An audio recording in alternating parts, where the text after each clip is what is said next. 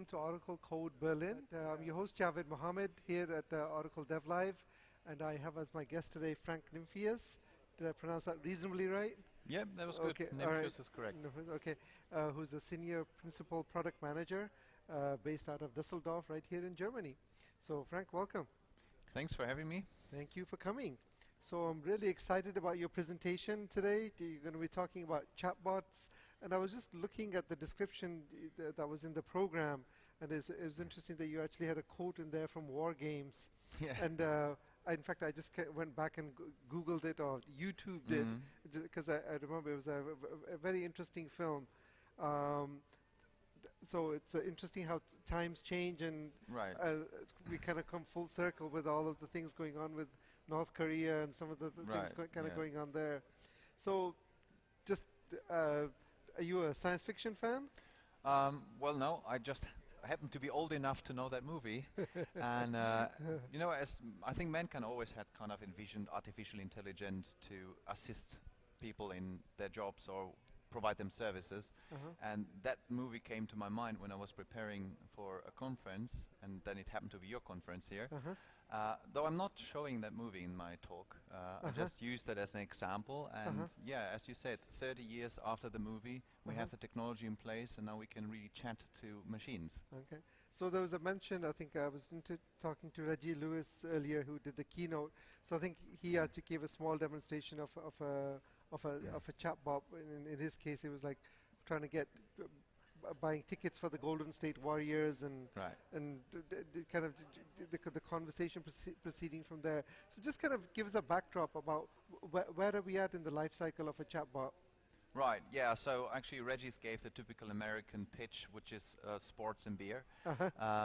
So I'm going a little bit deeper into the technology, so I'm not just presenting on chatbots. Of course, I will introduce chatbots, will give my opinion, of course, because there's a lot of people that write about chatbots, but I think opinion really matters. What are the use cases? When is it good to have a chatbot? When is it better to have a mobile application? So I cover that in my presentation as well, and then I go a little bit more into the details of machine learning, artificial intelligence. I go into programming a chatbot. How do you do that on the Oracle platform? So what Regis did was kind of scratching the surface of what my talk is. So it's kind of a warm-up that he did. Got it. And again, I'm not asking you to kind of think of this as kind of more of as a trailer for your presentation. Yes. But just give us a little sneak peek into that one. You talked about things that cases where it does make sense to go with a chatbot, other cases where perhaps it more fits for mobile application. So how do you kind of discern between what makes sense where? Yeah, so the easiest way to put that is that if you think about the task, the duration of the task that you're trying to complete, and then of course the audience that you want to reach. So these are two different criteria of whether you want a mobile application or if you want to have a chatbot. So let's go with the time spent. So if you have a task that really lasts for 5, 6, 7 minutes, then probably you need to have a richer UI than a chatbot. A chatbot really is kind of an interaction between a user and a service just through the conversational interface, because that's all that it is. It's just an API, an interface to an application. Now the second is if you're a business or if you have a business and you have loyal customers, now those customers are very likely to download your mobile application, so you can give them additional services as just a quick ping for an answer. However, if you're dealing with young customers, those young customers, they are living in their own world, and this world is dominated with messaging apps. Yeah, so if you go with public transportation, you sit there, you see what they're doing. They're not chatting; they're just kind of typing, texting all the time. So it's a different audience that you want to reach, and that is the way the use case would come in.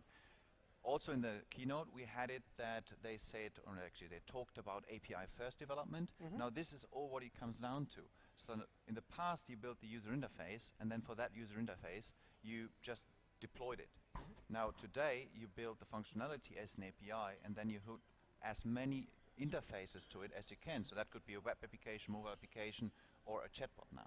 So a chatbot is just another channel into your business. Got it. So what I kind of got from what you shared is both duration or time and the audience that counts in terms of which way you kind of sway. Right. Yeah. It also has to do with what many people bring as an argument that people don't want to install too many applications. I don't know how many applications you have on your mobile.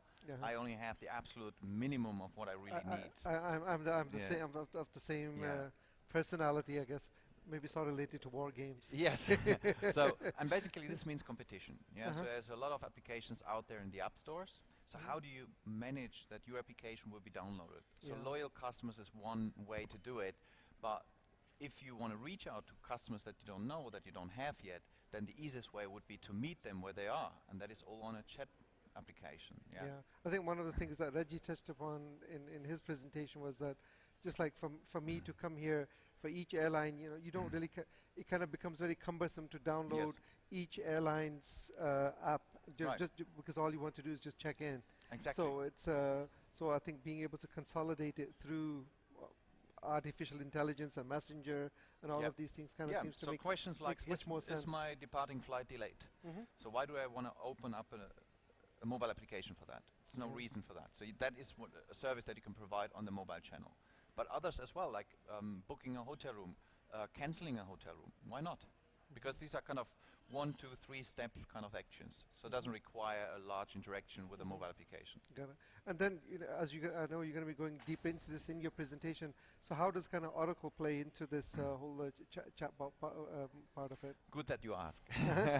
Well, Oracle builds a cloud service that allows you to build as many chatbots as you want. And everything is kind of predefined for you, so all of the artificial intelligence, all of the machine learning stuff, so you don't have to learn this by heart, you don't have to code to APIs for that. This is all provided, and you really focus on the code that matters and not more. So you just build the interaction that you want, and everything else is provided by Oracle. And we're looking for this year to release that cloud service, and then you just sign up to that cloud service, and you build your chatbots, and they just get you going. Okay, Frank, so it sounds like a very exciting presentation.